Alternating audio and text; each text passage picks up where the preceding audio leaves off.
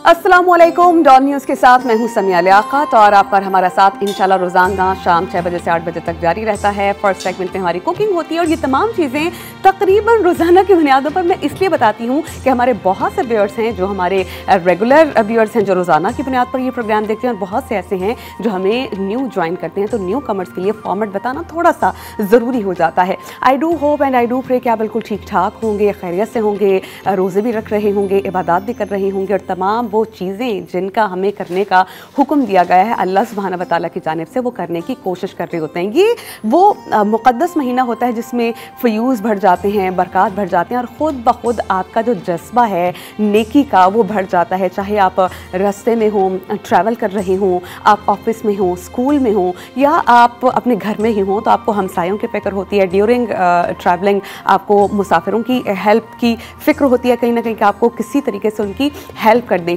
तो ये जो आपके अंदर जज्बा ईमानी जो बढ़ जाता है ना एज़ बीइंग अ मुस्लिम किसी की हेल्प करने का, ये सिर्फ अल्लाह सुब्हाना व तआला की तरफ से ही है और अल्लाह पाक से दुआ करते रहने चाहिए कि ये जज्बा बरकरार रहे। अपनी ज़ात से नफ़ा पहुँचाने वाला इंसान अल्लाह को बहुत ज़्यादा पसंद है। तो आइए अपनी ट्रांसमिशन का बाकायदा आगाज़ करते हैं और आज हम क्या बनाने जा रहे हैं ये जान सकेंगे आप segment Aftar around the world में।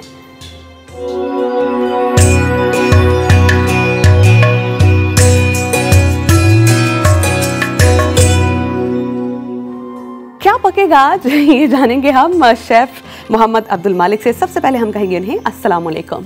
वालेकुम अस्सलाम। शेफ़ कैसे हैं आप? मैं ठीक हूँ जी मैम। हमारा रोज़ाना की बुनियादों पर बेसिक सवाल यही होता है कि आज हम क्या बनाने जा रहे हैं। तो हमारे व्यूअर्स वेट कर रहे हैं बहुत बेताबी से, उन्हें बताइए कि आज हम क्या बनाएंगे। जी आज हम बनाएंगे चिकन शेनेज़ल और ये जो है जर्मनी और ऑस्ट्रिया, ये उन दो जगहों की डिश है। ख़ास तौर पे ये फ्राइड होती है, शैलो फ्राइड होती है पैन के अंदर। तो उसके लिए हमने जो है ये इंग्रेडिएंट्स हमारे सामने हैं। जी जी, इंग्रेडिएंट्स भी बताते हैं और उसके बाद फिर हम स्टार्ट करते हैं। बिल्कुल जी। ये हमने इसके लिए चिकन ब्रेस्ट लिया बोनलेस। ब्रेस्ट चिकन बोनलेस लेने के बाद हमने इसको थोड़ा सा जो है वो थिन लेयर्स में कटिंग की है। उसके बाद फिर हमने इसके लिए इंग्रेडिएंट्स लिए हैं। हमारे पास है garlic powder, black pepper, capers, उसके बाद चॉप पार्सले है, लेमन जिस्ट है, पेपरिका पाउडर है, गार्लिक चॉप्स हैं, लेमन जूस है, मैश पोटैटो बनाया हुआ है। क्योंकि टाइम की बचत की वजह से मैश पोटैटो की रेसिपी पहले मैं ऑलरेडी शेयर कर चुका हूँ इस चीज़ में। और उसके बाद है हमारे पास बटर है। ठीक, तो चलिए शेफ़, मेरा ख्याल है अब हमें अपनी रेसिपी का बाकायदा आगाज़ करना चाहिए और उससे करने से पहले हम धोते हैं अपने हाथ डेटॉल से। डेटॉल का डिफेंस फार्मूला रखता है आपको 100 बीमारी बनाने वाली जर्म से महफूज। तो आप अपने हाथ ज़रूर धोइए क्योंकि रोज़ाना हम भी धोते हैं। कुकिंग से पहले शेफ़ अपने हाथ धोते हैं। पूरी फैमिली की प्रोटेक्शन आपको मिल जाती है रोज़ाना डेटॉल के डिफेंस फार्मूले से, जो जर्म डिफेंस फार्मूला है। तो बदलते मौसम में हमें अपनी हेल्थ हाइजीन का बहुत ख्याल रखना है और उसके लिए हम इस्तेमाल करते हैं डेटॉल का डिफेंस प्रोटेक्शन फार्मूला। तो इंग्रेडिएंट्स हम आपको बता चुके हैं। इस रेसिपी को आगे किस तरह से बढ़ाना है, क्या उसका फर्स्ट स्टेप है, ये आप जान सकेंगे एक ब्रेक के बाद। Keep watching Raunaq Ramzan.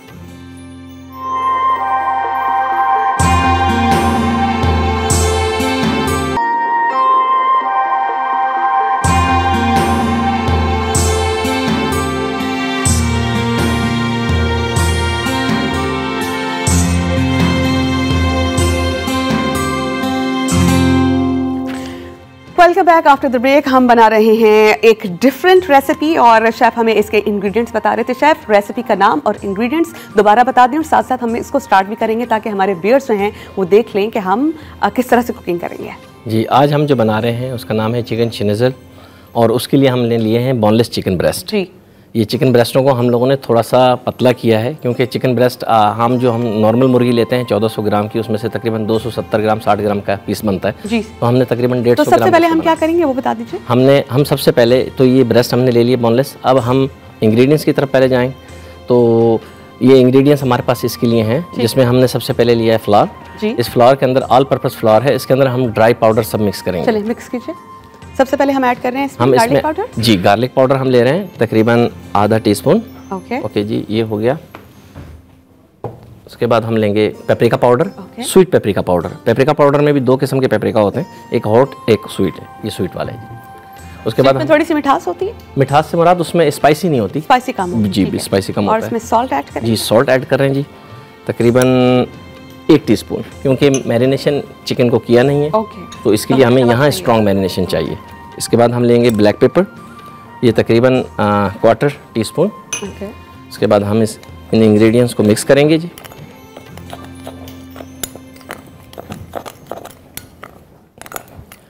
ये हमारा मिक्सचर रेडी है। ओके। उसके बाद हम नेक्स्ट स्टेप लेंगे इसका। इसके लिए हम अंडों को तोड़ेंगे, 2 अंडों को। ओके। और उसको तोड़ने के बाद उसके अंदर ऑल पर दूध मिक्स करेंगे।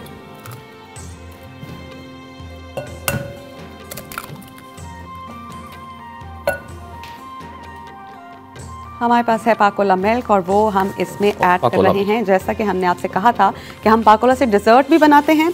पाकोला जो मिल्क है वो ग़िज़ाइयत से भरपूर है और इसकी पैकेजिंग हिफ्ज़ान सेहत के असूलों के मुताबिक होती है और शहद जैसी अजीम नेमत को पाकोला से बेहतर कोई नहीं जानता। इसलिए पाकोला मिल्क फुल क्रीम और खालिस नशोनुमा का ज़ामिन है। ये डिफरेंट पैकेजिंग में हमें मिलता है और इसकी पैकेजिंग ना सिर्फ खूबसूरत है बल्कि मजबूत भी है। और ये आपको बता दूँ what I like about it कि पाकोला के जो कलर्स हैं वो बिल्कुल हमारी ग्रीन फ्लैग की तरह है, नेशनल फ्लैग की तरह।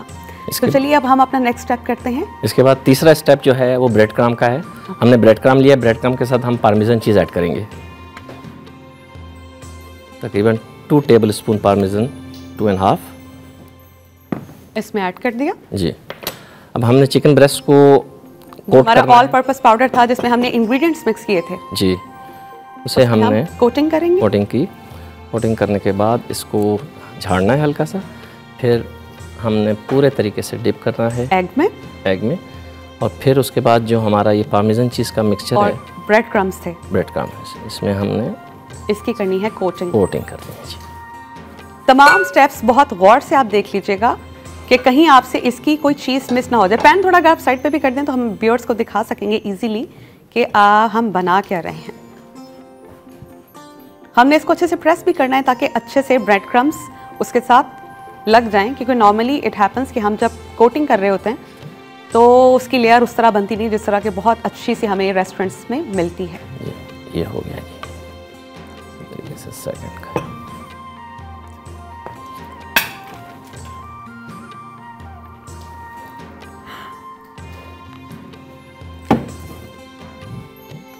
हमने चिकन को ऑल पर्पस फ्लोर में जिसमें इंग्रेडिएंट्स हैं उसमें हमने कोटिंग करके एग में डिप किया और अब हम एक बार फिर उसकी कोटिंग कर रहे हैं in the bread crumbs.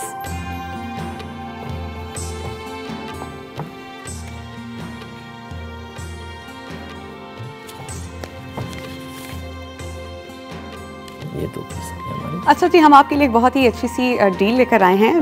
Pakistan का नंबर 1 पिज़्ज़ा ब्रांड जो कि पिज़्ज़ा मैक्स है, ये सर्व कर रहा है अवन होट आपके साथ पिज़्ज़ा। तो आप इनकी तमाम डील्स को अवेल कर सकते हैं और ये 50% तक रमज़ान में नेशन वाइड नेटवर्क है जो 38 ब्रांचेस में और 10 सिटीज़ में अवेलेबल है। तो आप पिज़्ज़ा मैक्स को ऑर्डर कर सकते हैं और जो रमज़ान डील्स हैं up to 50% you can enjoy that. और अगर आपको मज़ीद इन्फॉर्मेशन चाहिए होगी तो उसके लिए आपको pizzamax.com.pk इनकी वेबसाइट है विज़िट करनी होगी। तो रमज़ान को आप मज़ीद डिलीशियस बना सकते हैं। बहुत सी ख़वातीन या अगर उनके पास टाइम नहीं है और they are not feeling well कि वो कुछ कुकिंग करें तो आप झटपट अपना ऑर्डर कीजिए और इफ्तार में पिज़्ज़ा खाइए। तो पिज़्ज़ा मैक्स मेरा भी फेवरेट है, तो आपको भी मैं कहूँगी कि डिफरेंट उसके वेरिएंट्स हैं, उसके वैरायटीज़ बहुत हैं, टेस्ट उसके फ़र्क हैं, तो जो आपको अच्छा लगे must order that. Reverting back to the recipe, हम पूछेंगे शेफ़ अब्दुल मालिक से कि शेफ़ अब हम क्या करने जा रहे हैं। अब हम इसकी सॉस बनाने जाएंगे जो कैपर लेमन सॉस है। उसके लिए हम लेंगे अनसाल्टेड बटर,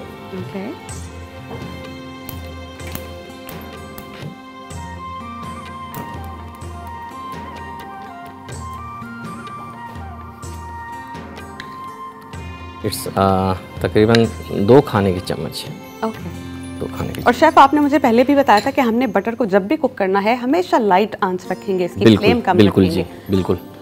उससे एक तो इसका स्ट्रक्चर जो सॉस की स्ट्रक्चर होगा वो क्रीमी बनेगा, मेंटेन रहता है जी। और ये है कि second most important thing is कि जब हम बटर को बहुत ज़्यादा तेज़ आंच पे बनाते हैं हाई फ्लेम पे तो बटर का जल भी जाता है और उड़ना भी शुरू हो जाता है। इफ़ यू वांट कि सॉस क्रीमी और अच्छी रहे तो उसके लिए लो फ्लेम पे बनाते रहें जी।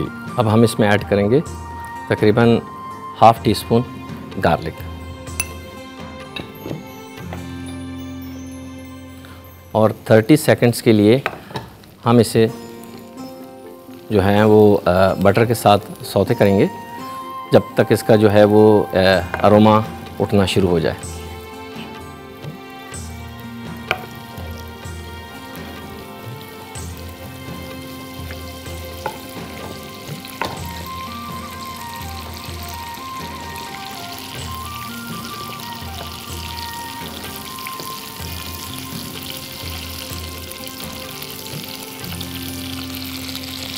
अब हम इसमें ऐड करेंगे चिकन स्टॉक। ओके, और ये कितना होना चाहिए?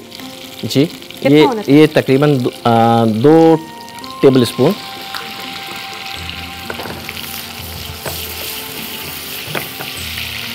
अब हम इसमें ये यूज़ करेंगे जो हमने लेमन के जो जिस्ट निकाले हुए थे। ओके। उसे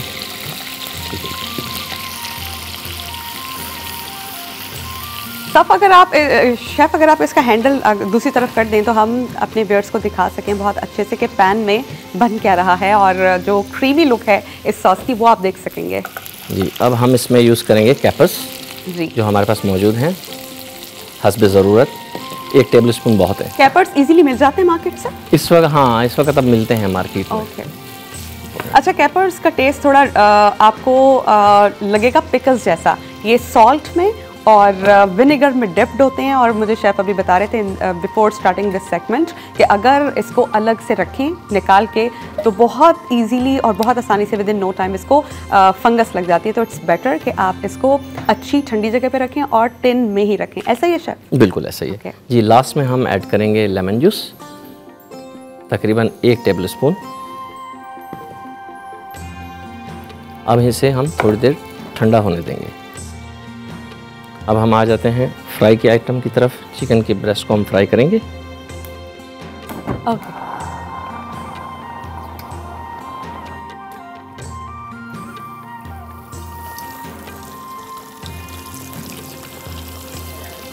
एक बात याद रखिएगा, जब भी हम चिकन के फिलेज लेंगे मेक श्योर वो इक्वली थिन हो, क्योंकि अगर ये मोटे बारीक हुए तो उस तरह से बनेगा नहीं। तो आपसे कुछ देर में आप स्क्रीन पर देख सकेंगे रेसिपी कार्ड। इंग्रेडिएंट्स बता देती हूँ। हमें चिकन शिंसल के लिए चाहिए 2 boneless skinless chicken breast, 1 cup all purpose flour, 2 large eggs, 2 tablespoon milk, half cup लेंगे हम पैनको ब्रेड क्रम्स, और हाफ कप लेंगे grated parmesan, 1 teaspoon salt, half teaspoon black pepper, half teaspoon paprika powder, इसके अलावा half teaspoon garlic powder हम लेंगे।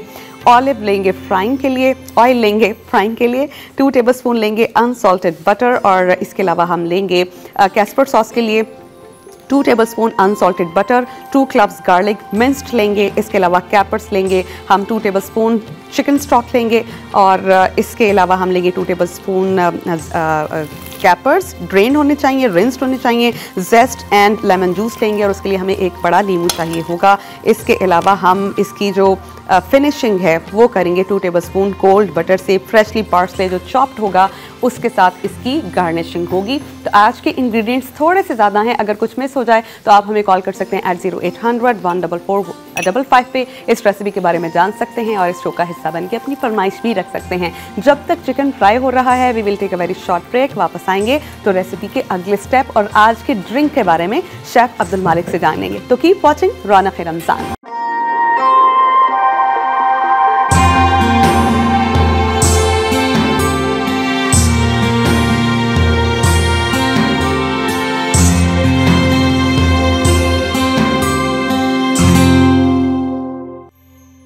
जी, break के बाद आपको खुशामदीद कहेंगे, और हमारा जो चिकन है वो अब तकरीबन बनकर रेडी था। अब हम उसकी फाइनल प्रेजेंटेशन करेंगे, कटिंग करेंगे, और मैं देख रही हूँ कि शेफ़ इज़ वेरी बिजी। उन्होंने रोज़मेरी को हल्का सा फ्राई किया है फॉर द गार्निशिंग। तो चिकन जो है हमारा रेडी, अब इसकी कटिंग करेंगे शेफ़। आई थिंक मैं इनके पीसेस को लगाऊंगा गार्निश के साथ। ये वैसे ओके।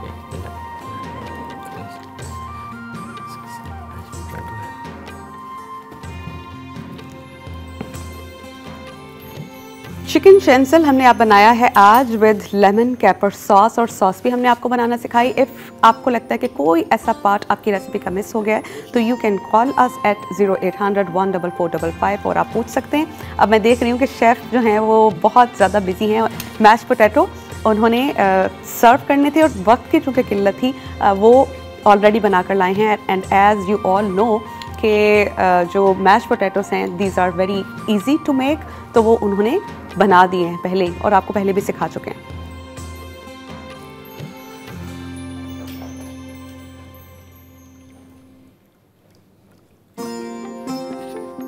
मैंने इसके अंदर थोड़ा सा अभी फ्रेश बटर डाला है, क्योंकि सॉस को जो है वो क्रीमी करने के लिए हल्की नीम गरम सॉस के अंदर बटर को ऐड किया, तो अब ये इसका जो स्ट्रक्चर है वो क्रीमी टाइप का हो गया थोड़ा। इसमें मैं ऐड करूँगा लास्ट में पार्सले, दैट इज़ इम्पोर्टेंट। और सॉस जब आ रही है पैन पे तो आप देखिएगा कि कितना खूबसूरत आता है, क्योंकि बनने के बाद मैं तो देख रही हूँ colours with the naked eye आपको स्क्रीन पर भी नज़र आ रहे होंगे। आज की रेसिपी हमने बनाई है चिकन शेंसल विद लेमन कैपर सॉस, जो कि रेडी है, प्लेटिंग भी हो गई है। अब इसकी जो है वो डेकोरेशन हो रही है लेमन स्लाइसेस से। शेफ़, अब हम आपसे कहेंगे कि अब जो हमारा ड्रिंक है तो वो भी बना दें, कौन सा है, उसके इंग्रेडिएंट्स क्या हैं? ओके, आज हम बना रहे हैं स्ट्रॉबेरी बनाना स्मूथी। ओके। और उसके लिए हमने हमारे पास हैं बनाना, 2 अदद बनाना है। स्ट्रॉबेरी है तकरीबन 600 ग्राम, 500 से 600 ग्राम। और चीनी हस्बे ज़ायका, चीनी और शहद जो भी ले सकते हैं उनमें से। ओके। उसके बाद हमने लिया है यहाँ पर योगर्ट, और हम इसमें यूज़ करेंगे पाकोला मिल्क ऑल्सो। ओके जी, और थोड़ा सा वनीला एसेंस। पाकोला जो है वो बहुत ही सेहत बख्श दूध है, सेहत के लिए बहुत अच्छा है और इसे हिफ्ज़ान सेहत के असूलों के मुताबिक ही तैयार किया गया है। सेहत जैसी अजीम नेमत को, अहमियत को इसकी पाकोला के अलावा कोई नहीं जान सकता। ये डिफरेंट पैकेजेस में आपको मिलता है और इसका जो मिल्क है वो फुल क्रीम है, खालिश नशोनुमा का ज़ामिन है, और इससे हम अपनी रेसिपी भी बना रहे हैं। और आज का जो ड्रिंक, जो हमारी स्मूदी रेडी होगी, वो भी पाकोला ही से रेडी होगी। मेरा भी फेवरेट मिल्क है। हमने सबसे पहले इसमें ऐड किए हैं स्ट्रॉबेरीज, उसके बाद ऐड करेंगे हम इसमें बनाना ये, और इसमें वनीला एसेंस, सम ड्रॉप्स, ओनली ड्रॉप्स, वेरी, हाँ जी, ओनली जस्ट दैट्स इट। फिर हम यूज़ करेंगे इसमें योगर्ट। ये कितना? ये तकरीबन अच्छा, योगर्ट कितना? फुल क्रीम और अच्छा है। मुझे आई थॉट कि शायद ये क्रीम है। वो मैंने इसको थोड़ा स्मूथ करके रखा था ऑलरेडी स्पून से। Thank you. अब हम इसमें ऐड करेंगे पाकोला मिल्क। करेंगे मिल्क।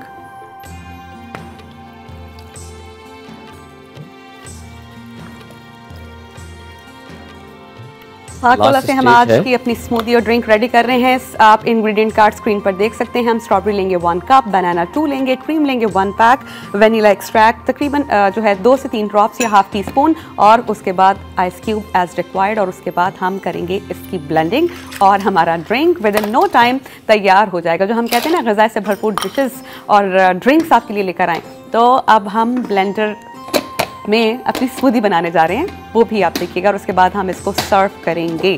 तो आज का हमारा जो मेन कोर्स था वो भी रेडी है और स्मूदी भी it is about to get ready. अच्छा, हमारी ये कोशिश होती है कि हम अच्छी जो है रेसिपीज़ आपकी खिदमत में लेकर हाजिर हों, अच्छे अच्छे ड्रिंक लेकर हाजिर हों। जैसा कि मैंने आपसे कहा, we can make something different आपकी दरख्वास्त पर। अगर आप चाहें तो कुछ डिफरेंट भी बना सकते हैं। हमारा ड्रिंक तकरीबन रेडी है।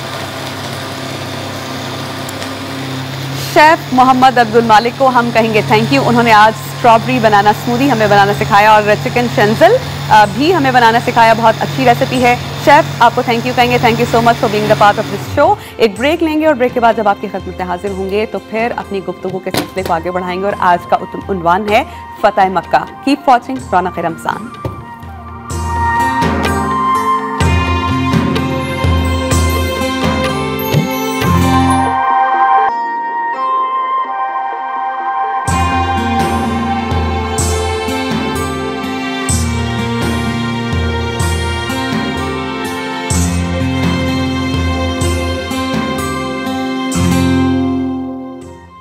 क्या खूब रोशन था मक्का की फतह का दिन, ईमान की बका का दिन, हर बुत की फना का दिन। जैसा कि आप जान चुके होंगे कि आज का हमारा टॉपिक है फतह मक्का।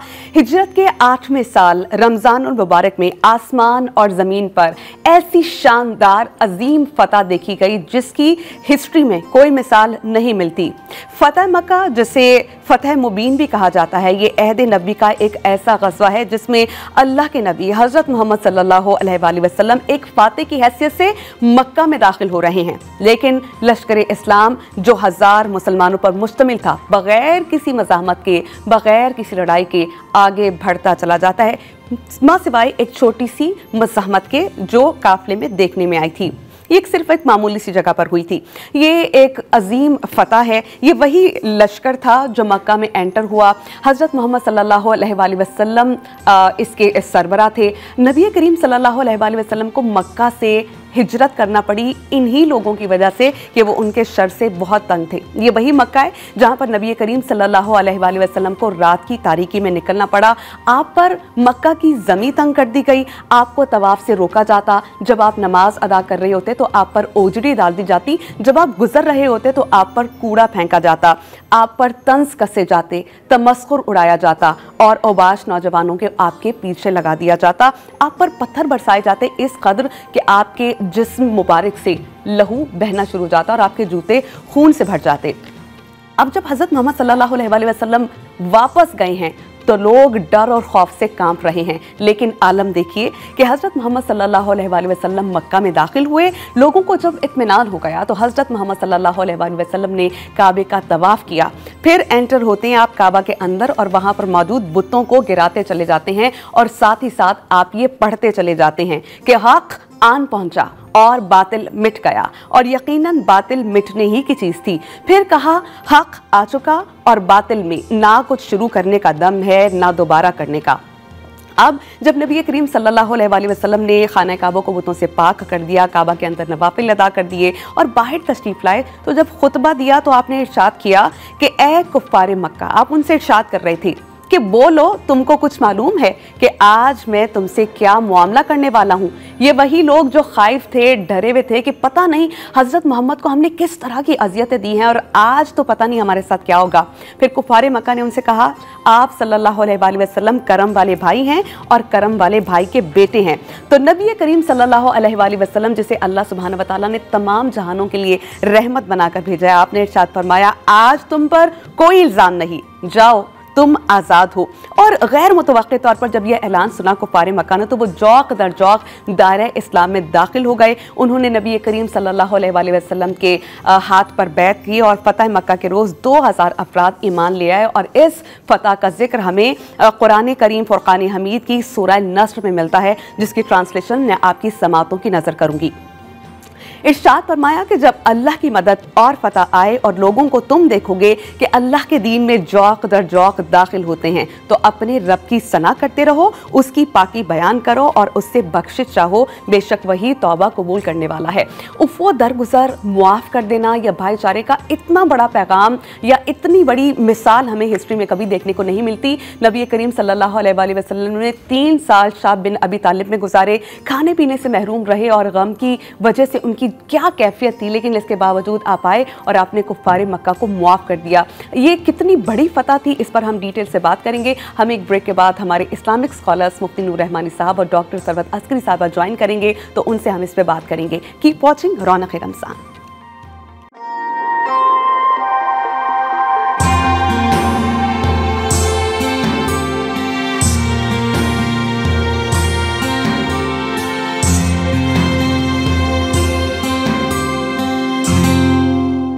Welcome back after the break. आज हम बात करेंगे फ़तह मक्का पर, जिसे फ़तह मुबीन भी कहा गया है। कितना शानदार दिन था इस्लामिक हिस्ट्री में कि बग़ैर किसी जंगो जदल के आप नबी करीम सल्लल्लाहु अलैहि वसल्लम ने मक्का को फ़तह कर लिया। ये वही लोग थे जिनकी एज़ा रसानियों से तंग आकर नबी करीम सल्लल्लाहु अलैहि वसल्लम मक्का छोड़ने पर मजबूर हुए। जब जा रहे थे दिल गमगीन था, आंखों में आंसू थे, लेकिन अल्लाह सुब्हानहू व तआला का हुक्म था कि हिजरत कर ली जाए, तो आपने हिजरत की। तो हमारे साथ इस्लामिक स्कॉलर्स हमें ज्वाइन कर चुके हैं, मुफ्ती नूर रहमानी साहब और डॉक्टर सरवत अस्करी साहिबा।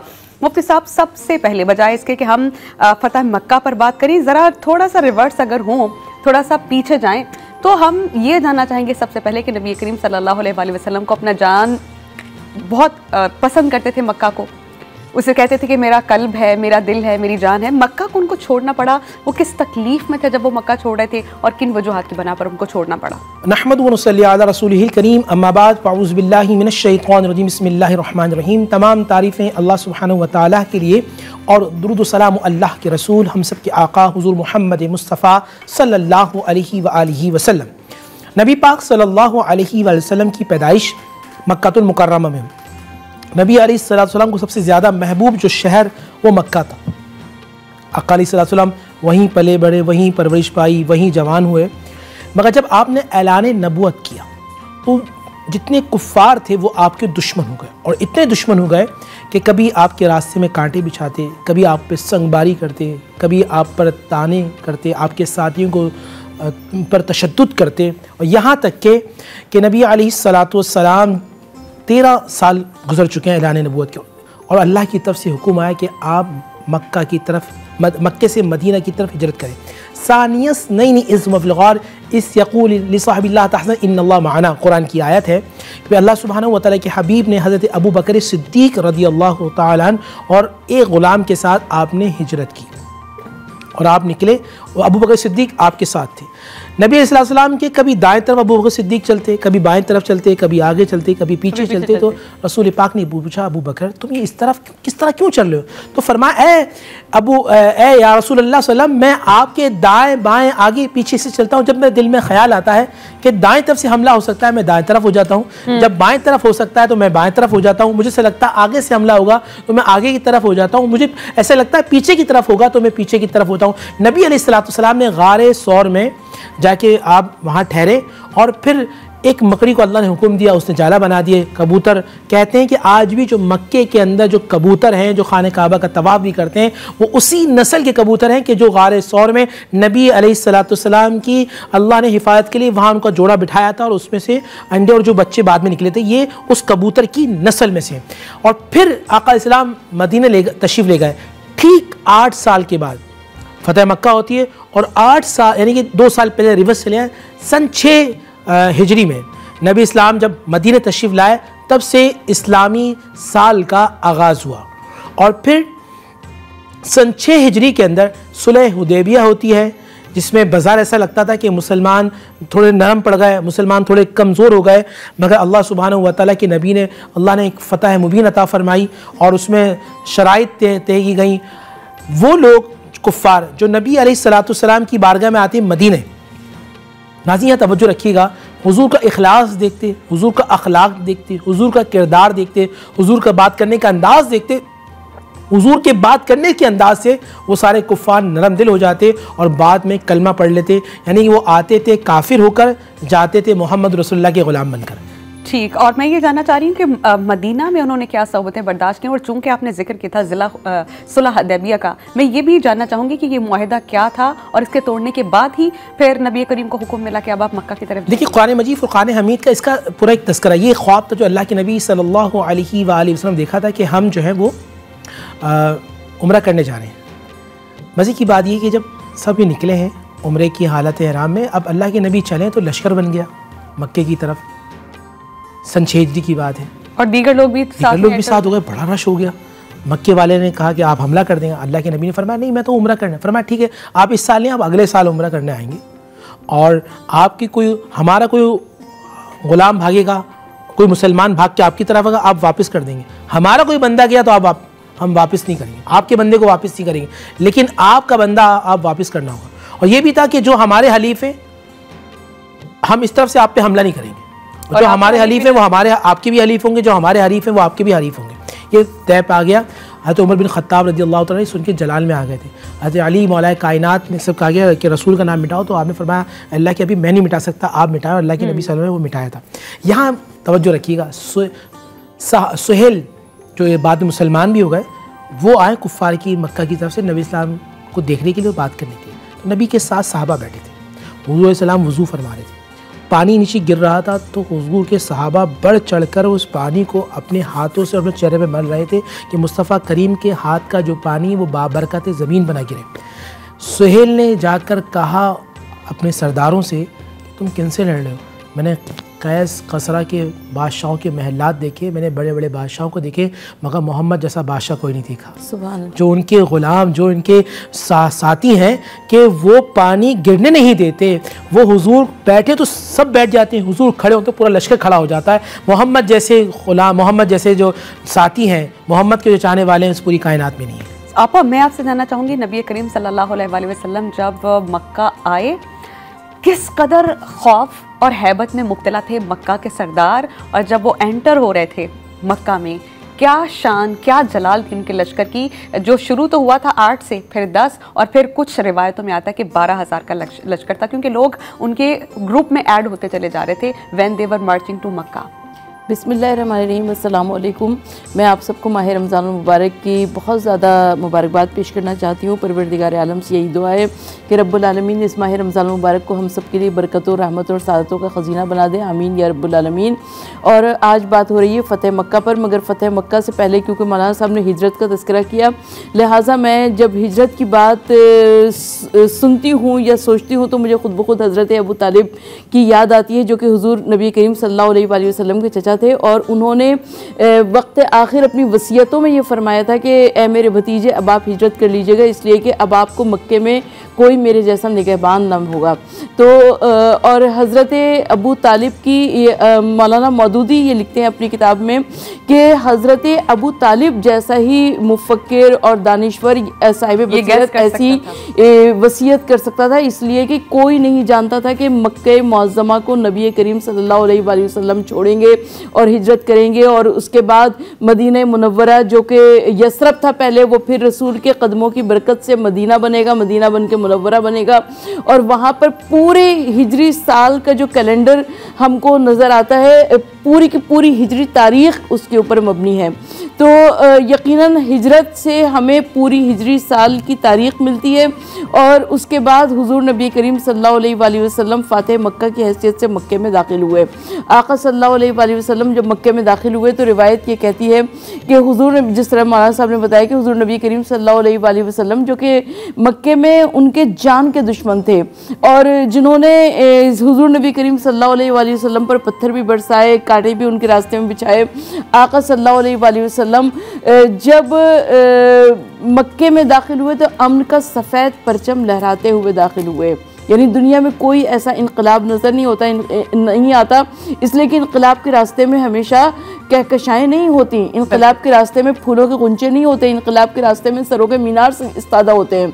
मगर ये मोहम्मद मुस्तफ़ा सल्लल्लाहु अलैहि वसल्लम थे, इस्लाम की पहली और आखिरी फ़तह थी फ़तेह मक्का, जिससे सबसे बड़ी फ़तह थी कि जिसमें अमन का सफ़ेद परचम लहराते हुए मोहम्मद मुस्तफ़ा सल्लल्लाहु अलैहि वसल्लम दाखिल हुए और कहा कि आज सबके लिए आम माफ़ी का ऐलान है। फ़तेह मक्का एक ऐसी शानदार फ़तह थी कि जिससे आज तक जिस पर रिसर्च की जाती है, जिससे आज लोग इम्प्रेस होते हैं और जानने की कोशिश करते हैं कि ना सिर्फ मक्का से नबी करीम सल्लल्लाहु अलैहि वसल्लम को जाने पर मजबूर किया गया, बल्कि उनका अगला ठिकाना जहाँ पे वो रहते थे मदीना में, वहाँ पर ज़मीन तंग कर दी गई। फिर उनका सोशल बॉयकॉट किया गया शाब अबी तालिब में। उन्होंने 3 साल किस अजियत में गुजारे, उनके चचा का, उनकी चहीती जो उनकी ज़ौजा थी हज़रत खुदैजा रज़ी अल्लाह ताला अन्हा, उनका विसाल हुआ।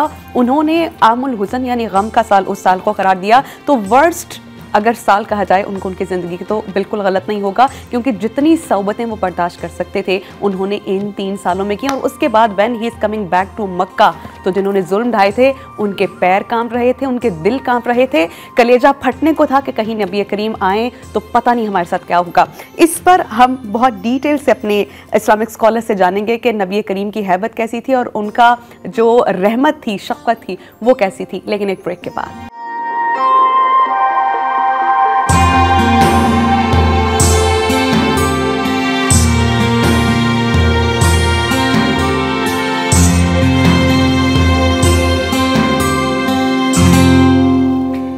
आपको ब्रेक के बाद हम खुशामदीद कहेंगे और आज का बहुत इंटरेस्टिंग और अच्छा टॉपिक फ़तेह मक्का, जिस पर हम बात कर रहे हैं कि नबी करीम सल्लल्लाहु अलैहि वसल्लम जो तमाम जहानों के लिए रहमत बनाकर भेजे गए थे, किस तरह मक्का वालों ने उन पर ज़मीन तंग की, उन्होंने क्या क्या सौबतें बर्दाश्त की अल्लाह सुब्हानहू व तआला का पैगाम आम करने को। उनकी 23 साल की स्ट्रगल थी, जिसमें इनिशियल ईयर्स उनके लिए बहुत ज़्यादा मुश्किल थे और फिर उनको अपना घर, अपनी जो यादें जो मक्का से वाबस्ता थी, उन सबको पसे पुछ डालकर हिजरत करना पड़ी। और जब वो वापस आए तो उनका सलूक अपने मक्का वालों के साथ, जो कुफ़ार थे, मुशरिकीन थे, जिन्होंने तंग किया, उनके साथ कैसा था। मुफ्ती साहब से मैं जानना चाहूँगी, मुफ्ती साहब जो सवाल मैंने आपस किया था वही आपसे करना चाहूँगी कि लश्कर जब हज़रत मोहम्मद सल्लल्लाहु अलैहि वसल्लम मक्के से रवाना हुए थे, रात की तन्हाई थी, रात का अंधेरा था और चंद साथी थे, but when he is coming back to his homeland Mecca, वहाँ पर फिर लश्कर लश्कर की हैबत, जाहो जलाल कैसा था। और मक्का में एंटर होने से पहले एक मकाम है मर्र ज़हरान, वहाँ पर रात की तारीकी में क़याम करके खैमे लगा के अलाव जलाने की क्या हिकमत थी, क्या मैसेज देना चाहते थे नबी करीम सल्लल्लाहु अलैहि वसल्लम मक्का वालों को? बिस्मिल्लाहिर्रहमानिर्रहीम। देखिए, नबी अलैहिस्सलाम जब निकले हैं मक्के से मदीने से तो तकरीबन 10,000 के करीब सहाबा थे, मगर रास्ते में लोग मिलते रहे और जब आप उस जगह पर पहुँचे जहाँ से अभी बात की मेरी बहन ने, तकरीबन 12,000 का लश्कर मौजूद था। आज रात नबी अलैहिस्सलाम ने हुक्म ये दिया कि हर शख्स अपना खाना बनाएगा और हर शख्स अपने लिए आग जलाएगा। ये मदीने से, यानी कि मदीने की पहाड़ी इंटर होने की जगह थी और आगे मदीने की पहाड़ियाँ थीं। मदीने वाले जब पहाड़ी पर आके खड़े हुए रात के वक्त में, और जहाँ तक नज़र पड़ती थी वहाँ तक रसूलुल्लाह का लश्कर आग जला रहा था, सुभान अल्लाह, सैकड़ों मील दूर तक। तो एक हैबत मक्के वालों पे तारी थी कि खाना इतने लोगों का बन रहा है तो मोहम्मद कितनी बड़ी फ़ौज लेके आ गए। अगले दिन जो हुजूर सल्लल्लाहु अलैहि वसल्लम तशरीफ़ लाए, मैं मिसाल देता हूँ, यानी कि ये मक्का, ये सिटी है, ये मक्का सिटी, इसके दरवाजे थे। नबी इस्लाम ने तकरीबन 1,000 सहाबा की जमातें बनाई, दस्ते बनाए, जैसे खालिद बिन Waleed, Usaid bin हदीर, Abdurrahman bin of, हज़रत अबू बकर सिद्दीक़, उमर फारूक, उस्मानी गनी, नबी इस्लाम। इस तरह मुफ्ती साहब, मैं आपको टोकना चाहूंगी, 4 लश्कर बनाए थे नबी करीम सल्लल्लाहु अलैहि वसल्लम ने, कि चारों एंट्री, यानी अब इसमें क्या हिकमत? हाँ, मैं बता रहा हूँ, जैसे ये मक्का है ना, अब एक लश्कर यहाँ से आ रहा है, एक लश्कर यहाँ से एंटर हो रहा है, एक लश्कर वहाँ, एनी टाइम। यानी हिकमत अमली अल्लाह के नबी की ऐसी थी और मक्के वाले अंदर खड़े हुए थे। अब जब आप अंदाज़ा की इमेजिन कीजिए, तसव्वुर कीजिए कि मक्के वाले यहाँ देख रहे हैं तो यहाँ से लश्कर आ रहा है, जब उन्होंने यहाँ देखा तो यहाँ से भी लश्कर आ रहा है, दाएं देखा तो वहाँ से भी लश्कर आ रहा है, बाएं देखा तो वहाँ से भी लश्कर, चारों तरफ से लश्कर आ रहा है और एक ही आवाज़, ला इलाहा इल्लल्लाह वहदहु ला शरीक। तसव्वुर में जाए तो आवाज़ सहाबा की, ला इलाहा इल्लल्लाह वहदहु ला शरीक, अभी इतना कह रहे हो और सामने से मोहम्मद रसूलुल्लाह का चेहरा आ रहा हो, सुभान अल्लाह, अल्लाह चेहरा वद्दुहा आ रहा हो, वल्लैल की जुल्फ़े आ रही और मोहम्मद रसूलुल्लाह अपनी ऊँटनी पे बैठ के आ रहे हैं। और नाज़रीन तवज्जो रखिएगा, हुजूर इस तरह आए थे, हुजूर का सर मुबारक ऊँटनी से लगा हुआ था और आप भी पढ़ रहे थे, ला इलाहा इल्लल्लाह वहदहु ला शरीक लहुल मुल्क व लहुल हम्द व हुवा अला कुल्लि शैइन क़दीर। आप पढ़ते हुए मुस्तकिल पढ़ते हुए, ला इलाहा इल्लल्लाह अब्दा व नसरू, नहीं कोई माबूद सिवाय अल्लाह के जिसने अपने बंदे को फतह और नुसरत फरमाई। और आप मक्के के अंदर एंटर हुए, खाने काबा में आपने तवाफ़ शुरू किया। जब आपने तवाफ़ शुरू किया तो आपने फरमाया, आइना उस्मान, उस्मान बिन तलहा। उस्मान बिन तलहा वो आदमी थे कि जिनके पास खाने काबा की चाबियाँ थी। जब हुजूर 2 हिजरी को, यानी कि आज से पूरे 6 साल पहले, सॉरी 8 साल पहले, 8 साल पहले जब हुजूर मक्का छोड़ के जा रहे थे तो हुजूर ने कहा था, उस्मान ये दरवाज़ा खोल दो, यानी खाने काबा का। तो उस्मान ने कहा था, बात मुसलमान में को, उस्मान बिन तलहा ने फरमाया, मैं कभी भी दरवाज़ा नहीं खोलूँगा, लात व मनात की कसम, बुतों के नाम लिए, ये दरवाज़ा तुम्हारे लिए कभी नहीं खुलेगा। हुजूर ने मुस्कुरा कर कहा, उस्मान जगह भी यही होगी, एक दिन होगा, हाथ भी तेरा होगा और चाबियाँ मुझे देंगे। उस्मान बिन तलहा ने ऐसा देखा था, फरमाया वो कभी दिन नहीं, फरमाया उसने फरमाया आएगा। और ठीक 8 साल के बाद जगह भी वही थी और सामने वो बंदा खड़ा था, मगर उस दिन 8 साल पहले सर ऐसा खड़ा था और 8 साल के बाद उस्मान बिन तलहा का सर झुका हुआ था। मैं कुर्बान जाऊँ, मोहम्मद रसूलुल्लाह के चेहरे पे कोई तकब्बुर नहीं था, हुजूर का सर भी झुका। फरमाया आइंदल मिफ्ता, चाबियाँ कहाँ हैं? चाबी दी। अब अंदाज़ा कीजिए नाज़रीन, अभी ज़ोहर का वक्त शुरू होने वाला है, अभी ज़ोहर हुई नहीं है और हुजूर तवाफ़ कर रहे हैं, खाने काबे की चाबियाँ उस्मान बिन तलहा के पास आई, सब देख रहे हैं, अबू बकर सिद्दीक़, उमर फारूक, उस्मान गनी, क्या खाने काबा की चाबियाँ किसे मिलेगी? उस्मान बिन तलहा का सर से झुका हुआ। हुजूर ने फरमाया, उस्मान मेरी तरफ देखो, मौलाए कायनात सैयद अली शेर खुदा तलवार लेके खड़े हैं। उस्मान बिन तलहा डर रहे हैं कि तलवार उठाऊँ, ऐसा ना गर्दन काट दे अली। हुजूर ने फरमाया, मैं कहता हूँ कुछ नहीं होगा, मेरी तरफ देखो, करीब आओ। करीब आए, हुजूर सल्लल्लाहु अलैहि वसल्लम ने अपनी चाबियाँ उनके हाथ में दी, फरमाया क़यामत तक ये चाबियाँ अब तेरे ख़ानदान में रहेंगी। उस्मान बिन तलहा कहते हैं, ला इलाहा इल्लल्लाह मुहम्मद रसूलुल्लाह, या रसूलुल्लाह सबसे ज़्यादा प्यारा चेहरा आपका। ये देखकर पूरे मक्के में आवाज़ गूंजी, ला इलाहा इल्लल्लाह मुहम्मद रसूलुल्लाह। अगला मंजर बड़ा अजीब है। अभी हुजूर ने हज़रत बिलाल का, बिलाल ऐसे इशारा किया, बिलाल छत पे चढ़ जाओ खाने काबा की। बिलाल हबशी जो ग़ुलाम थे, आप अंदाज़ा कीजिए, काले होंठ, मोटे होंठ, काला रंग, ज़बान, असदु अन्ना कहने वाले, छत पे चढ़े। आज जितने भी हों, वो कराची में हो, लाहौर में हो, अफ़गानिस्तान में हो, पाकिस्तान में हो, इंडिया में, भारत में हो, अमेरिका में, यूके में, वो सब खाने काबा की तरफ अजान रुक करके अजान देते हैं, मगर आज बिलाल हबशी खाने काबा की छत पर है। और जब खाने काबा की छत पर है तो किस तरफ अजान दें, उंगली डाली ऐसे, फरमाया अशहदु अल्लाहु अकबर।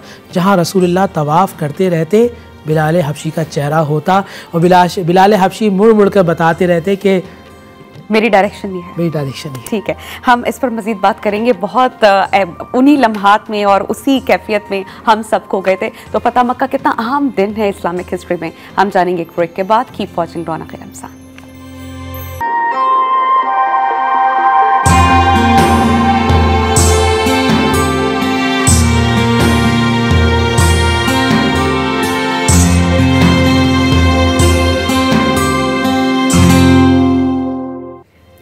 ब्रेक के बाद आपको खुशामदीद कहेंगे और आज हम बात करेंगे फ़तह मक्का पर कि आज का दिन कितना इम्पॉर्टेंट था। और नबी करीम सल्लल्लाहु अलैहि वसल्लम जब वापस आए तो जिस तरह उन्होंने रिस्पॉन्स किया या जिस तरह उन्होंने दरिया दिली का, रहमत का, अपनी सिला रहमी का उन्होंने मुजाहरा किया, लोग जौक दर जौक इस्लाम में दाखिल हुए, दायरा इस्लाम में। और ये तारीख़ में फ़र्स्ट टाइम ऐसा हुआ कि नबी करीम सल्लल्लाहु अलैहि वसल्लम के हाथ पर लोगों ने बैत की। और ये वो वाहिद दिन था कि चंद ही लम्हों में 2000 लोग दायरा इस्लाम में दाखिल हुए, उन्होंने इस्लाम कबूल किया और अल्लाह सुब्हानहू व तआला की वहदानियत को जाना। और वो ये कहने कर मजबूर हो गए कि अगर कोई और खुदा होता तो आज हमारे साथ होता। इसका मतलब है कि ला इलाहा इल्लल्लाह, अल्लाह के अलावा और कोई माबूद नहीं जिसके सामने सर झुकाया जा सके। आपसे जानना चाह रही हूँ कि नबी करीम सल्लल्लाहु अलैहि वसल्लम की सिला रहमी देखकर, शफ़क़त देखकर, दरिया दिली देखकर वहाँ के लोगों का रिस्पांस कैसा था? कि पहले डर रहे थे, थर्रा रहे थे, कांप रहे थे, पता नहीं क्या होने जा रहा है, कि जब वापस आए हैं नबी करीम 10 से 12 हज़ार लोगों के लश्कर के साथ और उनकी आजिज़ी, इनकसारी, प्यार, मोहब्बत, सिला रहमी ऐसा कि कुछ ही लम्हों में कई लोग दायरा इस्लाम में दाखिल हुए। हुज़ूर नबी करीम सल्लल्लाहु अलैहि वसल्लम की आजिज़ी और इनकी सारी इस कमाल की थी कि सरकार दो आलम सल्लल्लाहु अलैहि वसल्लम का ऊँट के ऊपर सर झुका हुआ था, इतना झुका हुआ था कि जैसे ऊँट की पीठ के बराबर हुज़ूर नबी करीम सल्लल्लाहु अलैहि वसल्लम का सर आ गया था। और आका सल्लल्लाहु अलैहि वसल्लम वहाँ पर न सिर्फ ये कि इस कदर आजिज़ी और इनकिसारी के साथ पेश आ रहे थे, बल्कि रिवायत ये कहती है कि हुज़ूर नबी करीम सल्लल्लाहु अलैहि वसल्लम जब मक्के में दाखिल हुए तो जनाब उम्मे हानी के घर पर, यानी हज़रत अबू तालिब की बेटी और मौलाए कायनात हज़रत अली इब्न अबी तालिब अलैहिस्सलाम की बहन हज़रत उम्मे हानी के घर पर क़याम किया। और जब खाने काबा में दाखिल हुए तो खाने काबा में सबके इल्म में मौजूद है कि 360 बुत सजे हुए थे और लातो मनातो हुब्लो उज़्ज़ा समेत बहुत सारे बुत सजे हुए थे। हुज़ूर नबी करीम सल्लल्लाहु अलैहि वसल्लम ने खाने काबा को बुतों से पाक करने का इरादा किया। और जब खाने काबा को बुतों से पाक करने का इरादा किया तो बहुत सारे बुत ऊंचाई पे लगे हुए थे। हुज़ूर नबी करीम सल्लल्लाहु अलैहि वसल्लम ने अपने शानों को झुका दिया और मौलाए कायनात अली इब्न अबी तालिब अलैहिस्सलाम हुज़ूर नबी करीम सल्लल्लाहु अलैहि वसल्लम के शानों पर बुलंद हुए और उन बुतों को तोड़ना शुरू किया। और जब हुज़ूर नबी करीम सल्लल्लाहु अलैहि वसल्लम के शानों से नीचे उतरे मौलाए कायनात अली मुर्तज़ा, तो किसी ने पूछा, कहा कि या अली आप कितनी बुलंदी पर थे? मौलाए कायनात शेर खुदा ने फरमाया कि मैं इतनी बुलंदी पर था कि मैं अगर चाहूँ तो शज्जर तूबा के फल तोड़ लेता। और कहा कि जब इतनी ऊंचाई से उतरे तो आपको चोट नहीं आई? तो मौलाए कायनात अली इब्न अबी तालिब अलैहिस्सलाम ने फरमाया कि मुझे चढ़ाने वाले जिब्राईल अमीन थे और उतारने वाले हज़रत मीकाईल थे। खूबसूरत। मैं आपसे ये जानना चाह रही हूँ मुफ्ती साहब कि नबी करीम सल्लल्लाहु अलैहि वसल्लम ने जो अपनी स्ट्रैटेजी बनाई, हिकमत अमली कैसी थी? और फिर ये भी आप बताइए कि जो मदीना से निकलने से पहले उन्होंने बहुत राजदारी से काम लिया और उन्होंने बहुत आहिस्तगी से कहा अपनी वाइफ को कि बहुत राजदारी से तैयारी करो। और 4 रोज़ में उन्होंने तैयारी की। और एक तो मैं राजदारी के बारे में हिकमत अमली जानना चाह रही हूँ और दूसरा जो ख़त निकला था खातून के बालों से, इल्म का गैब नबी करीम सल्लल्लाहु अलैहि वसल्लम के पास है, क्या इस वाक़े से ये साबित हो गया? जो लोग सवालात उठाते थे फिर ये उन सब पर आश्कार हो गया कि उनके पास गैब का इल्म भी था। बिस्मिल्लाहिर्रहमानिर्रहीम। तो एक बात ज़हन में रखिएगा, नबी पाक सल्लल्लाहु अलैहि वसल्लम को इल्म गैब अताई है, अल्लाह सुब्हानहू व तआला ने अता किया। कितना किया अल्लाह जाने, रसूल जाने। और अगर आप इल्म गैब का इनकार कर देंगे तो कुरान भी इल्म गैब है, जी जी, जन्नत भी इल्म गैब है, जहन्नुम भी इल्म गैब है, खुद अल्लाह की ज़ात भी गैब है, इसे देखिए थोड़ी। तो अल्लाह के तमाम अम्बिया को इल्म गैब है। ओके। और नबी अलैहिस्सलाम की जो करीब हुआ इल्ला मन इर्तदा, अल्लाह जिसको चाहे अता फरमा दे। तो ये अताई मामला है, ये जहन में होना चाहिए। अब कुछ बातें ऐसी होती थी जो सहाबा के लिए हैरानकुन होती थी, अक्सर बातें, बल्कि जैसे नबी साहब ने फरमाया कि फ़लाँ फ़लाँ औरत जा रही है, तो जाओ उसको चेक करो, वो मदीने का रास मक्का लेके जा रही है। और फिर ऐसे हुआ कि मौला कायनात सैयदना अली शेर खुदा को अल्लाह के नबी ने भेजा। अब अली जो अल्लाह का भी शेर हो, रसूलुल्लाह का भी शेर हो, उसकी अपनी हैबत ही कुछ और है। उस औरत के पास गए, कहा कि तुम्हारे पास ख़त है? उसने कहा मेरे पास ख़त नहीं है। फरमाया अल्लाह के नबी ने कहा तुम्हारे पास ख़त है तो ख़त है। इससे पहले कि सर से लेकर पैर तक तुम्हें 2 टुकड़े किए जाए, तुम बताओ कि वो ख़त कहाँ है? अली की हैबत हो, अंदाज़ हो तो बड़े बड़े कांप जाते हैं।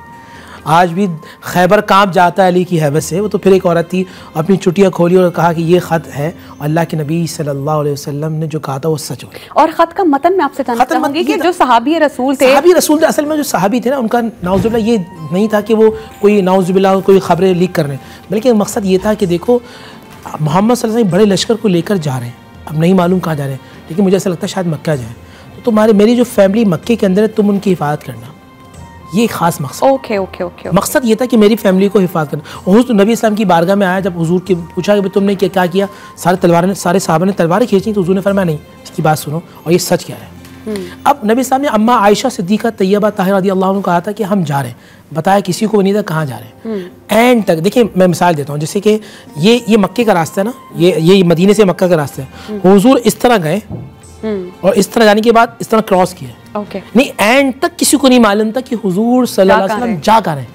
उसके बाद जब आपने क्रॉस किया, मकसद ये था, ये अल्लाह सुब्हानहू व तआला की हिकमत की खुफिया तदबीर थी कि जब वो मक्के वाले देखे तो हैरान हो जाए, उनके तसव्वुर के अंदर भी ना हो कि अल्लाह के नबी सल्लल्लाहु अलैहि वसल्लम इतने बड़ा लश्कर। सिला रहमी कैसी हुजूर की जी। एक सहाबी जोश में आ गए, नौजवान थे, ये वो लोग थे जिन्होंने बच्चों को बूढ़ों को काटा था, कहने लगे कि आज यौम मलाहिम, आज जंग का दिन है। हुजूर की बारगाह में कोई आके रसूलल्लाह एक ने कहा है कि आज मलाहिम, ला मलाहिम अल यौम यौमुल मरहमा, बल्कि आज रहम का दिन है, मोहम्मद की तरफ से सब पर रहम किया जाएगा। सुभान अल्लाह।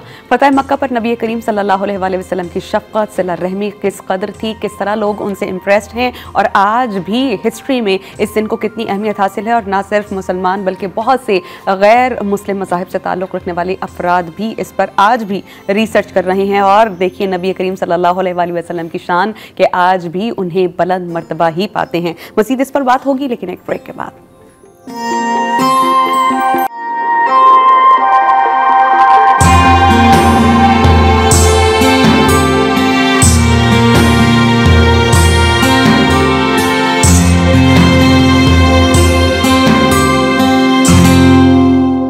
Welcome back after the break. हम बात कर रहे हैं बहुत ही इंटरेस्टिंग, बहुत ही इस्लामिक हिस्ट्री में इंपॉर्टेंस रखने वाले दिन की। फतह मक्का की ये वो वाहिद फतह थी, ये वो वाहिद जंग थी जिसमें नबी करीम सल्लल्लाहु अलैहि वसल्लम 10 से 12 हज़ार के लश्कर के साथ जा रहे हैं और बग़ैर किसी खून रेसी के पूरे मक्का को फतह कर लिया।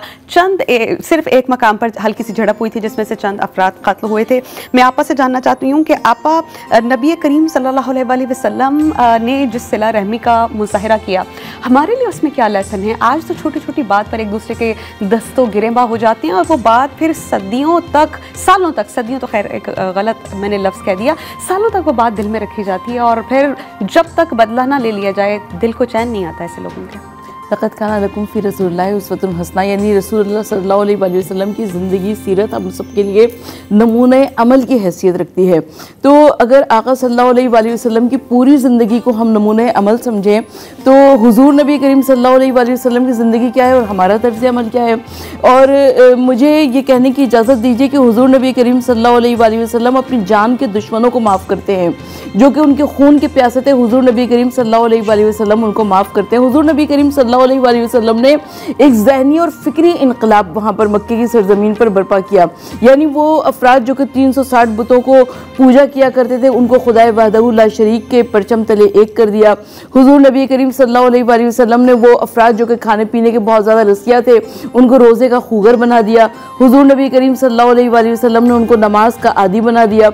हुज़ूर नबी करीम सल्लल्लाहु अलैहि वसल्लम ने वो लोग जो कि मैदान जंग में माले गनीमत के आदी हुआ हुआ करते थे, हुजूर नबी करीम सल्लल्लाहु अलैहि वसल्लम ने उनको मैदान जंग का सिपाही बना दिया, मुजाहिद बना दिया और कहा कि अगर तुम वहाँ पर मारे जाओगे तो तुम शहीद हो जाओगे और अगर जिंदा बचकर आ गए तुम गाजी कहलाओगे।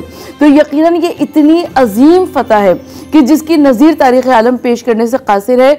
और आज के दौर में अगर हम हुजूर नबी करीम सल्लल्लाहु अलैहि वसल्लम की सीरत को और उनके औसाफ को अपनी ज़िंदगियों में शामिल कर लें तो हमारी ज़िंदगी का तरीक़ा बदल जाए। मुफ्ती साहब, नबी करीम सल्लल्लाहु अलैहि वसल्लम जब मक्का में खाना काबा के अहाते में दाखिल हुए, बुतों को गिराया, नवाफिल अदा किए, तवाफ़ भी उससे कबल किया और जब वो बाहर आए तो उन्होंने लोगों से खुतबा किया था। वो खुतबा भी बयान कीजिए और फिर वो बातें सुनकर उनकी लोग दायरा इस्लाम में दाखिल हुए, उनसे जो बैत ली थी उसके बारे में हमें बताइए। बिस्मिल्लाहिर्रहमानिर्रहीम। देखिए, खुतबे से पहले नबी पाक सल्लल्लाहु अलैहि वसल्लम का किरदार उनके सामने था। ये वो लोग थे जानते थे कि आज रसूलुल्लाह सल्लल्लाहु अलैहि वसल्लम फातिह की हैसियत से मक्के में दाखिल हुए हैं और आज नबी इस्लाम के पास चारों तरफ लश्कर है, अल्लाह के लश्कर जर्रार है। मगर नबी इस्लाम का किरदार था जिसमें इनकिसारी थी, आजिज़ी थी, रहम दिली थी, माफ़ करने का जज्बा था। जो खुतबा था उसका एक आखिरी जुज़ ये है, ला तस्बिकुल यौम, आज तुम पर कोई यानी सख्ती नहीं होगी, आज तुम सबको अंतुम तुलका, आज तुम सबको मुआफ़ कर दिया, तुम सबको आज़ाद कर दिया। और तो अल्लाह के नबी ने पूछा भी था उनसे कि तुम मेरे बारे में क्या कहते हो और तुम्हारे साथ क्या किया जाए। भाई रसूलल्लाह आप करीम हैं, यानी करीम खानवादा है, करीम है, रहीम है, रहम करने वाले हैं और आप वो करेंगे जो एक भाई करता। तो अल्लाह के नबी ने फरमाया कि अंतुम तुलका, जाओ तुमको आज मैंने आज़ाद किया। नबी अस्सलाम ने उस खुतबे के अंदर अल्लाह सुब्हानहू व तआला की तौहीद, वहदानियत, रबूबियत, खल्लाकियत, रज़्ज़ाकियत अल्लाह सुब्हानहू व तआला बयान की और फिर फरमाया था कि मैं अल्लाह का भेजा हुआ रसूल हूँ, मोहम्मद रसूलुल्लाह और अल्लाह का लास्ट मैसेंजर हूँ। तो ये खुतबा था जिससे उनके दिल नरम हो गए थे और बाद में चौक दर चौक लोग दार इस्लाम में दाखिल हो गए। और उसके अलावा मैं आपसे ये भी जानना चाह रही हूँ कि नबी करीम सल्लल्लाहु अलैहि वसल्लम ने जो उनसे बैत ली थी वो किन बातों पे ली थी? क्योंकि बहुत से काम जो इस्लाम में मना थे, वहाँ पर एक ट्रेंड था, शराब पी जाती थी, ख़वातीन के साथ जुल्म सितम किया जाता था, चोरी वहाँ पर आम थी, झूठ बिल्कुल उनकी मतलब लाइफ का हिस्सा था। तो कौन कौन सी बातों से नबी करीम सल्लल्लाहु अलैहि वसल्लम ने ममानियत फरमाई? देखिए, नबी पाक सल्लल्लाहु अलैहि वसल्लम दार इस्लाम में दाखिल करने के बाद ला इलाहा इल्लल्लाह मुहम्मद रसूल, उसके बाद बैत ये फरमाती थी कि अल्लाह को एक मानना, वालिदैन की नाफरमानी ना करना, झूठ ना बोलना, गीबत नहीं करना, हसद नहीं करना, आपस में नफ़रत नहीं करना, शराब नहीं पीना, ज़िना नहीं करना, चोरी नहीं करना, किसी की माल पे कब्ज़ा न करना। ये अल्लाह के नबी सल्लल्लाहु अलैहि वसल्लम तवातुर के साथ लोगों से, ख़वातीन से भी बैत लेते कि आप अपनी इज़्ज़त की हिफाजत करोगी और मर्दों से भी लेते थे कि वो चोरी और डकैती और छीना चपटी से महफूज होगी। आपको मैं आपसे जानना चाह रही हूँ कि हज़रत अली रज़ी अल्लाह ताला अन्हो जो शेर खुदा थे, उन्होंने इस तमाम अरसे में जो नबी करीम सल्लल्लाहु अलैहि वसल्लम की ज़िंदगी में अप्स एंड डाउन्स आए, इमोशनली भी नबी करीम परेशान थे, मक्का छोड़ना नहीं चाहते थे, इसके अलावा जब वो मदीना चले गए, जिन हालात से उन्हें गुजरना पड़ा, उस सारे लम्हात में हज़रत अली ने किस तरह एज अ कंपेनियन उनका साथ निभाया? हज़रत अली इब्न अबी तालिब अलैहिस्सलाम इस्लाम के एक बेहतरीन मुजाहिद थे, इस्लाम के एक बेहतरीन सिपाही थे और मौलाए कायनात अली इब्न अबी तालिब अलैहिस्सलाम हमेशा रसूल खुदा सल्लल्लाहु अलैहि वसल्लम के साथ साथ रहे। मौलाए कायनात अली इब्न अबी तालिब अलैहिस्सलाम खुद इरशाद फरमाते हैं कि मैं रसूल खुदा सल्लल्लाहु अलैहि वसल्लम के साथ ऐसे चला करता था जैसे ऊँटनी के पीछे उसका बच्चा चलता है। तो जिनके पास ऊँट हुआ या ऊँटनी हुआ करता है वो जानते हैं कि ऊँटनी का बच्चा जो है वो कभी भी ऊँटनी को छोड़ता नहीं है। तो हुजूर नबी करीम सल्लल्लाहु अलैहि वसल्लम के साथ मौलाए कायनात अली इब्न अबी तालिब अलैहिस्सलाम की ज़ात ऐसी वाबस्ता थी कि जिसकी नज़ीर तारीख़ आलम पेश करने से कासिर है। मौलाए कायनात अली इब्न अबी तालिब अलैहिस्सलाम हर जंग में लश्कर रसूल के अलमदार रहे और मौलाए कायनात अली इब्न अबी तालिब अलैहिस्सलाम न सिर्फ ये कि रसूल खुदा के साथ दामे दरमे कदमे सुखने उनके साथ इस्लाम की तकदीर पलटने में न सिर्फ ये कि वो आगे रहे बल्कि आका सल्लल्लाहु अलैहि वसल्लम के साथ साथ रहे। ठीक, नबी करीम सल्लल्लाहु अलैहि वसल्लम ने जिस सिला रहमी का, जिस रहमत का, जिस शफ़क़त का मुज़ाहरा किया, उस पर मक्का वालों पर तो आया हो गया था कि नबी करीम सल्लल्लाहु अलैहि वसल्लम तमाम जहानों के लिए भी रहमत बनाकर भेजे गए हैं और ख़ुद मक्का वालों के लिए भी वो रहमत ही बनकर आए हैं। और उस दिन फिर उन्होंने अल्लाह सुब्हानहू व तआला की वहदानियत पर यकीन किया और ईमान ले आए और ये कहने पर मजबूर हो गए कोई और खुदा होता तो यकीनन उनके साथ होता। इसके अलावा अबू सुफियान जो हैं उन्होंने भी उसी दिन इस्लाम कबूल किया, और जिन सोबतों से उन्होंने नबी करीम सल्लल्लाहु अलैहि वसल्लम को तकलीफ़ पहुंचाई, ईज़ा रसानी की, उसके बाद वो ये मानने पर मजबूर हो गए कि इतनी आला ज़र्फ़ी कोई और दिखा नहीं सकता। तो नबी करीम सल्लल्लाहु अलैहि वसल्लम की सीरत अक़दस में हमारे लिए सीखने को बहुत कुछ है। और ये जो फ़तह मक्का है, ये वो ऐसी शानदार फ़तह है जो बग़ैर जंगो जदल और खून खराबे के जीती गई थी। तो आज का हमारा जो प्रोग्राम का वक्त है वो अपने इख्तिताम को पहुंचा है। मुझे मुफ्ती नूर रहमानी साहब को, डॉक्टर सरवत अस्करी साहिबा को, हमारे पैनल प्रोड्यूसर्स, हमारी टीम, टेक्निकल स्टाफ, हमारी कैमरामैन, मेकअप टीम और वो तमाम लोग जिनके तवज्जो से ये ट्रांसमिशन आप तक पहुँचती है, हम सबको दुआ में याद रखिएगा। हमें दीजिए इजाज़त। इंशाल्लाह कल एक नए टॉपिक के साथ आपकी खिदमत में हाजिर होंगे। Keep watching Raunaq Ramzan.